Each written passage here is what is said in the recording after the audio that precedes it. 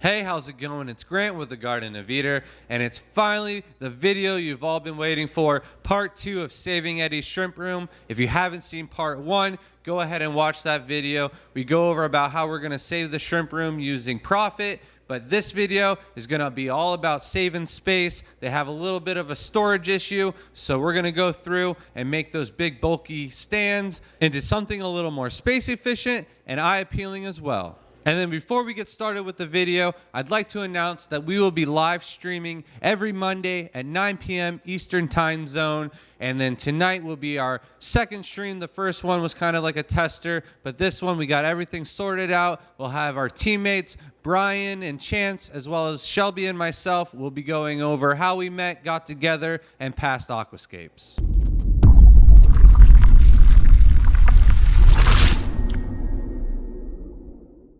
So part 2 of Eddie's story actually starts with part 2 of Steve's house. I had to go back to Steve's house yet again because when I bought all of his shrimp and tanks, I did not have room for the stand to come home with me at the time. So when we went back to the Florida State Fair, I killed 2 birds with 1 stone and took just a quick trip down south a little further to go to Steve's house afterwards, where I grabbed the tank stand. And then afterwards, I realized on the way home that I really didn't have room in the garage to put the tank stand. We had to buy more tanks for our new tank stand that we're currently almost done with. So that's going to be great. We'll get all that room back. But I had no room currently for Steve's stand to go, and he needed that to be moved out of the house so they could sell his house and he could move on with his next chapter of his life. However, I had a good idea that Eddie could use the stand temporarily to move all of his tanks off the cinder blocks. So I gave Eddie a call and found out that we can move the tank stand there, but he had already gone to bed. He went to the Florida State Fair with us,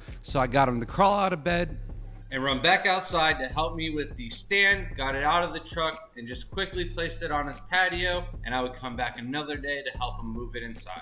And when I came back, I caught Eddie in the middle of doing some water changes. He uses this pump to drain all the water out of the tanks outside, and then in between each tank, he uses hot water to rinse them off to prevent any cross-contamination from one tank to another. And so I had him put the water changes on hold for a minute. I didn't have a lot of time that day to help him out. We were just there simply to help move everything to the side, get the tank stand inside because we were having a lot of rain and stuff coming and he didn't want the tank stand to get damaged. So we got the tank stand inside.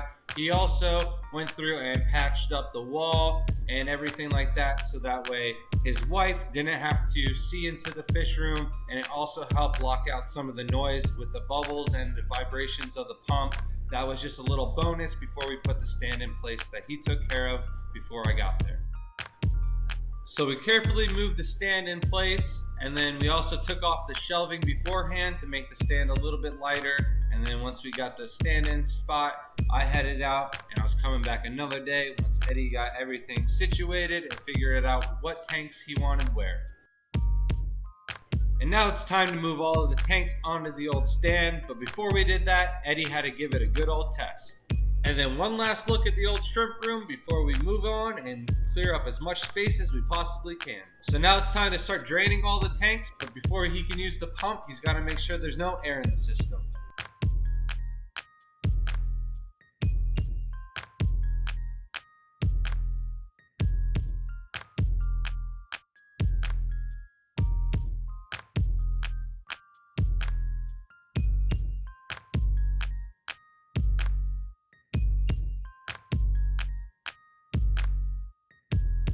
And then sadly, he did all of that work just to find out that the pump is fried, it's kaput. So when plan A doesn't work, we move on to plan B. And so for plan B, I thought just to use his long hose to siphon the water out the hole in the wall, straight into the yard. However, I did mention that it was gonna take a little bit longer to do the bottom tanks, so he didn't want it to slow down or anything like that. So his idea was to go grab this little attachment that goes onto a drill and siphon the water out that way. However, that didn't work either. A little piece of plastic got caught in the pump and was blocking the flow of the water, so it was slowing it down even worse than I think the bottom siphoning would have been for the bottom tanks. So we went with plan C, my idea for plan B in the first place, and we siphoned all the water straight out into the lawn through a little long hose, exactly how I do it at my house, only we put it into the pool so that way none of the water goes to waste. However, his yard could use a little water in anyway. And then as the tank started draining, we moved the tanks, leaving as much water as we possibly could without breaking our backs. And then we went as slow as we possibly could. Any fast shift or anything like that would cause the substrate to slide, and then that would cause bacterial issues and just murking up the water, and we didn't want that. We wanted things to be as pristine as possible, and that is the healthiest way to move the shrimps from one place to another.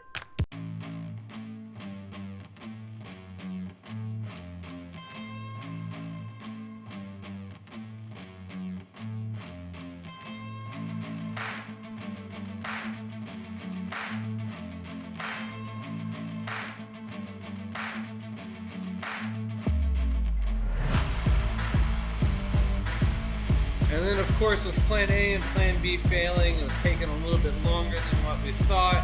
And so with all this hard work, the girls decided to reward us with a little bit of ice cream. So we got most of the tanks drained now. We just got to get them in place, put all the lights on, and then we can start filling them up.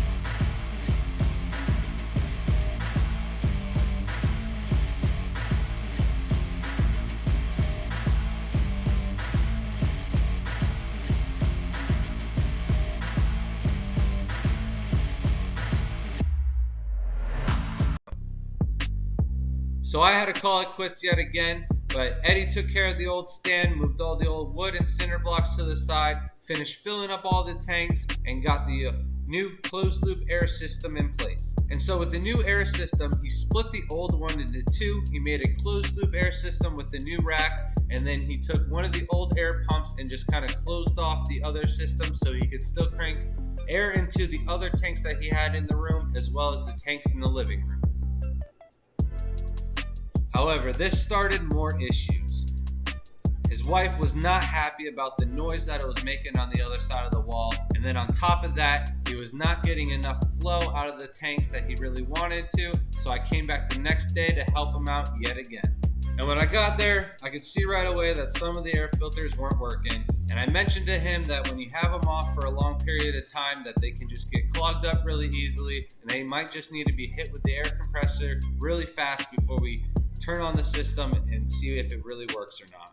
So I had a backup pump. It's actually the pump from Steven's house. I have an Alita 15 at my house that I run for a few tanks. So this was just a backup pump that I had in the garage, and I lent it to Eddie to get rid of that horrible vibration noise. He has another Alita. He needs to get to it and replace that diaphragm. He's gonna do a video on his channel in the near future. So hopefully when he gets that taken care of, I can get my old Alita pump back, and he can actually route that old Alita that he has with the new diaphragm to run the entire fish room, as well as all the tanks in the living room as well. And now that the new rack is all taken care of, it's time to tear down the other wall of racks, starting with the right hand side first. We probably won't touch the orange-eyed tanks or the fancy tigers, but we're going to get rid of all of these 20-gallon longs and 55 gallons because we're going to swap those out with brand new racks that are going to look a lot better, and he's going to be able to hold a lot more tanks in that space. We put as many of the 10-gallon tanks onto the old stand as we possibly could, and then we moved the 30-gallon tanks onto the floor. Those are actually going to be pretty good spots for those for a while until we build new stands, but for now, they're close enough to the new rack that we can just tap into the air loop system and get air and filters running for those tanks. Then we moved all of the cinder blocks outside. There's no longer any use for those things inside Eddie's fish room. We are going to move on with more aesthetically pleasing stands, and also they are going to be able to fit a lot more tanks in the same spot as you would if you were using cinder blocks instead of all wood to build your stands. So now you might get that this video was all about making space and everything like that, but we do have our goal set from the last video, and that is to make profit. So to carry on with part 2 of that video, I'm going to go over the 7 shrimp that I said Eddie should dedicate tanks to and worry about those, and kind of put the other shrimp on back burners, and we're actually going to move them all into their own little separate cull tank. And to start out, in no particular order, we're going to start with the fancy tigers. Now, this is a great shrimp for Eddie to continue breeding, because out of this one type of shrimp, we can potentially get at least 6 different types of shrimp. We've got the red and black fancy tigers themselves, several different grades that he can choose and sell out of. But then you also got the lower grade ones are actually technically Tibes. So you'd have red and black Tibes, as well as the double pigments that come out of them will be Tibes. So you got red and blacks of those, but also some of the Tibes could be Pintos or Nanashi. So potentially he can get more than 6 different types out of this one type of shrimp. And then he can just keep the main tank, the fancy tigers, with the reds and the blacks going at once, and just work on the dots on the head and face, as well as really nice tiger stripes on the bodies. And then any of the culls, he can cull those off into another cull tank. He's going to have one of those off on the side. This isn't going to be a part of his 10 tanks that he's considered for breeding for profit. However, he can use that to sell out of, and it'll be really easy to differentiate the Tibes from the Tibes and sell out of it without having to dip into another tank. And then next up, we have the orange-eyed black tigers. Now, these are not a shrimp that I would recommend beginners to go out and breed for profit. They just breed too slow, and they grow super slow as well. But Eddie is no beginner. He's been doing this for a long time. He knows this. However, the orange-eyed black tigers are just very popular. They've always kept a high demand, and then for that reason, their price has remained constant over the years. In fact, the average price of them might have actually gone up a bit depending on the breeder. They usually go anywhere from $10 to $25 a piece, and for that reason, I'm going to have Eddie keep on to these and keep the line going. And then third on the list are going to be the blue bolts, the Taiwan bees. These are a Caridina shrimp. However, they are super popular. You always have people looking for blue bolts, and they're another shrimp that has held their price over the years. You can easily get $10 to $15 depending on the quality of the shrimp. Higher grades like extreme blue bolts have always been in high demand and fetch a little bit higher price. And for that reason, Eddie's going to hold on to these and breed these as well. And then fourth on the list, we've got the shadow pandas. These are also Taiwan bee, and Eddie could have kept these in the same tank of the blue bolts. However, the blue bolts are still going to throw their own culls, like some reds and a few Mizuras every now and then. But for the most part, those will breed fairly true. The shadow pandas, you'll get some black King Kongs, the shadow Missoura, as well as blue bolts, red bolts, and red King Kongs. And for that reason, he's going to keep those separated into their own tank. On top of that, Eddie really does have one of the nicer lines of shadow pandas in the United States going, so I can't blame him for wanting to keep that and have a really nice colony of shadow pandas, and keeping them all on their own will make the culling a lot less. And I think it's a great idea for him to really work and focus on the shadow pandas in their own tank.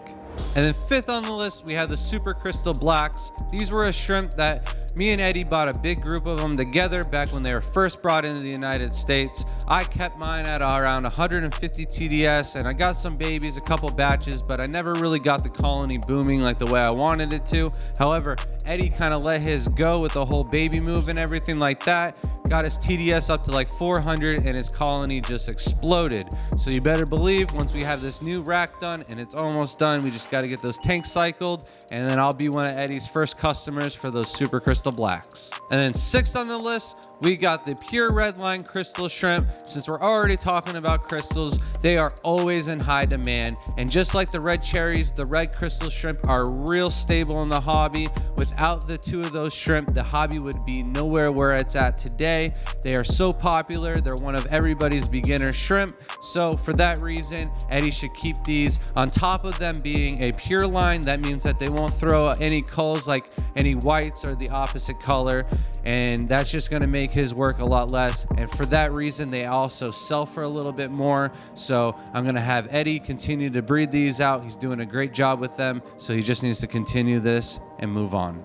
And that brings us to the seventh and final tank. We have the orange-eyed yellow King Kongs. Now, I picked these for a couple different reasons. One, they're in high demand, just like all of the other shrimp on this list. The only reason why I picked them is because there's always people asking me for these shrimp, and I myself can't meet the supply and demand of everybody asking for them. So if Eddie can meet the opposite end of that, that would be great.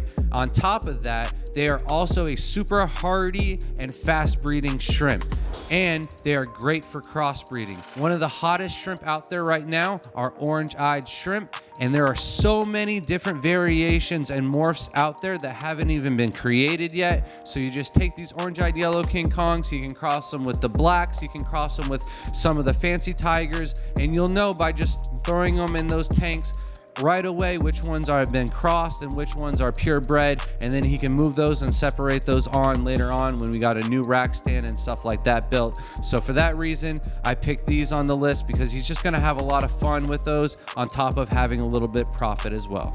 So I know what you're thinking, that's only 7 out of the 10 tanks for breeding for profit. However, the stand that we tore down in the middle of Eddie's room with the cinder blocks and wood, the cinder blocks are not coming back, but the wood, we're gonna use that to build a stand to hold 3 55-gallon tanks. And in those tanks, we're gonna do 4 different creatures where we're gonna breed for profit, as well as plants. And for that reason, we're gonna save those for another video. We're gonna try to knock out one of Eddie's videos every month. That might be 1 or 2 videos down the road, but trust me, those will be worth it. So hit that subscribe button, stay tuned. We'll get to those eventually. But remember, Mondays, 9 p.m., we start our live stream, so stay tuned. If you have any questions, feel free to jump in. We'll be happy to help you out. Until then, we'll see you next time. Thanks for watching.